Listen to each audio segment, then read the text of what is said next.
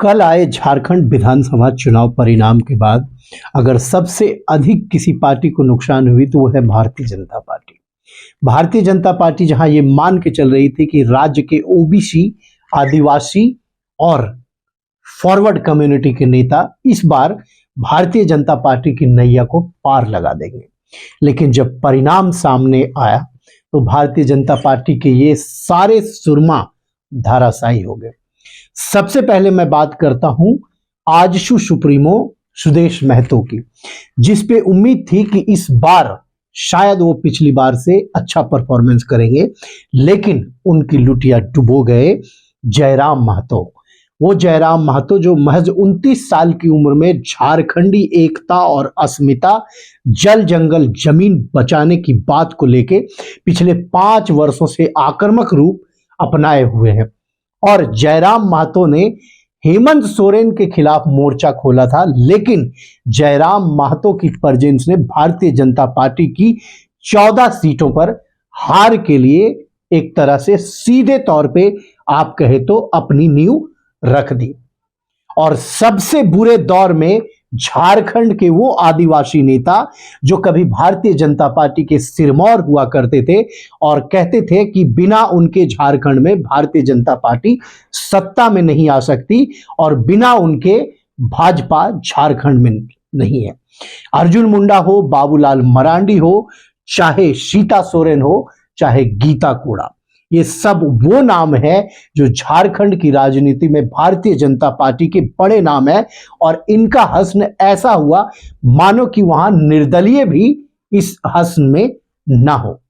जहां एक तरफ राजद झारखंड में आजसू और बीजेपी के आदिवासी नेताओं के मुंह पर एक तरह से तमाचा जड़ दिया कि झारखंड में झारखंडी एकता और अस्मिता की बात तो आप करते हैं, लेकिन जनता में आपकी पकड़ नहीं है और आप हवा हवाई है। राजधनवार से झारखंड में बीजेपी के मुख्यमंत्री के चेहरा बाबूलाल मरांडी भी अगर कहें तो बाय डिफॉल्ट चुनाव जीत गए, क्योंकि नवीन राय अगर वहां से हेमंता विश्व शर्मा और बीजेपी के बड़े नेताओं द्वारा मैनेज करके नहीं हटाए गए होते तो बाबूलाल मरांडी भी चुनाव हार गए होते। तो क्या भारतीय जनता पार्टी को आत्ममंथन करने की जरूरत है कि वो पुराने घिसे पीटे नेता जो ना तो एग्रेसिव है और ना ही जनता में इनकी पकड़ है, वो केवल अपने और अपने परिवार के सर्वाइवल के लिए झारखंड की राजनीति में एक हवा बनाए हुए हैं, उन पर अब पार्टी को विचार करने की जरूरत है। और अब जो झारखंड की राजनीति में एक नया चेहरा आया है जयराम महतो, जिसने भारतीय जनता पार्टी की लुटिया ही डुबो दी और राज्य की जनता और खास करके युवाओं के बीच एक संदेश दे गए कि अब झारखंड की राजनीति में उत्तरी छोटा नागपुर जो भारतीय जनता पार्टी की गढ़ हुआ करती थी, अब वो एक नया चेहरा आ गया और आने वाले समय में भारतीय जनता पार्टी और जेएमएम दोनों के लिए खतरे की घंटी है। इस चुनाव में जो सबसे महत्वपूर्ण बात रही वो ये रही कि जहां जेएमएम के सुप्रीमो हेमंत सोरेन जेल से आने के बाद आक्रामक रहे और उनकी पत्नी कल्पना सोरेन उनसे भी अधिक आक्रामक रही और भारतीय जनता पार्टी के केंद्र के करीब 14 से 15 कैबिनेट मिनिस्टर, कई राज्यों के मुख्यमंत्री और बड़े नेता लगातार कैंपेन कर रहे थे और स्टार प्रचारक के रूप में कार्य कर रहे थे, जबकि कल्पना सोरेन खुद ये कमान संभाली हुई थी और वो एकमात्र झारखंड मुक्ति मोर्चा की स्टार कैंपेनर थी। ये माहौल था झारखंड में कि कल्पना सोरेन की रैली के लिए कांग्रेस और राजद के नेता भी ये मांग कर रहे थे कि उनकी कॉन्स्टिट्यूएंसी में कल्पना सोरेन की एक रैली दी जाए। तो क्या अब झारखंड की राजनीति में वो आदिवासी चेहरे जो कभी झारखंड की पहचान हुआ करते थे, अब उनकी शुर की अस्त हो चुकी है। और इसमें सबसे पहला नाम है बाबूलाल मरांडी, जो पिछले 15 साल में कई बार कभी पार्टी बनाए, कभी इधर कभी उधर। अब उनकी राजनीति का सुर अस्त हो चुका है और साथ ही साथ अर्जुन मुंडा की भी राजनीति का अस्त हो चुका है। उनकी पत्नी मीरा मुंडा बुरी तरह से चुनाव हार चुकी है। वहीं झारखंड के एक और मुख्यमंत्री की पत्नी मधु कोड़ा की पत्नी गीता कोड़ा भी चुनाव हार गई है। और साथ ही साथ सीता सोरेन, एक आदिवासी चेहरा जो भारतीय जनता पार्टी की थी, वो हार गई है चुनाव। वहीं दूसरी तरफ जमशेदपुर सीट से सरयू राय जेडीयू उम्मीदवार जीत गए, जबकि एकमात्र सीट जो लोक जनशक्ति पार्टी रामविलास को मिली थी वो चुनाव जीतने में सफल रहे। अर्थात ये इस बार के चुनाव में ये प्रूफ हो गया कि भारतीय जनता पार्टी के झारखंड के नेताओं का जमीनी स्तर पे कोई पकड़ नहीं है और वो केवल हवा हवाई बात करते हैं और जनता से उनकी कोई कनेक्शन नहीं है। अगर लोकसभा चुनाव में आप चुनाव जीत गए तो इसका मतलब ये नहीं कि आप अपने नाम पे चुनाव जीते हैं, या पिछले बार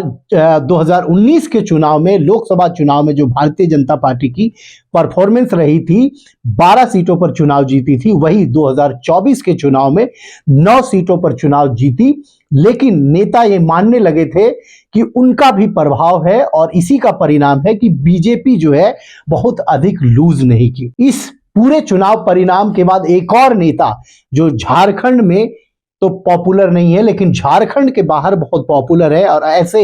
अगर ग्राउंड रियलिटी भी देखे तो उन्होंने वहां पे अच्छे कार्य भी किए हैं। निशिकांत दुबे जो एकमात्र झारखंड के फॉरवर्ड लीडर है, जो इस चुनाव में एग्रेसिव थे, लेकिन वो अपनी लोकसभा के सारी सीटें हार चुके हैं। तो अब जनता ये कयास लगा रही है कि शायद निशिकांत दुबे के भी अब कुछ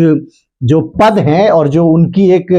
बड़बोलापन होती है उसको भी अब केंद्र सरकार और केंद्र की जो भाजपा है वो अब कुतर सकती है, क्योंकि निशिकांत दुबे भी जितना माहौल बनाए थे और परिणाम बिल्कुल शून्य उनके लोकसभा क्षेत्र में आई है। वही नहीं, झारखंड में अगर आप हजारीबाग और कोडरमा को छोड़ दें तो भारतीय जनता पार्टी बुरी तरीके से शिकस्त खाई है और जनता से जुड़ने का प्रयास किया जाए, क्योंकि भारतीय जनता पार्टी जहां इस चुनाव में केवल बांग्लादेशी घुसपैठिए भ्रष्टाचार पे जनता के बीच बात करती रही, वहीं हेमंत सोरेन ने लगातार मैया सम्मान योजना, झारखंडी अस्मिता और जल जंगल जमीन और झारखंडी युवाओं को नौकरी देने की बात करते रहे। एक तरफ जहां मीडिया भी हेमंत सोरेन को उस प्रकार से सपोर्ट, अगर आप कहें जो उनके नेताओं का मानना है कि नहीं कर रही थी, तो भारतीय जनता पार्टी के साथ पूरी इस्टेब्लिशमेंट और एक केंद्र में लगातार पिछले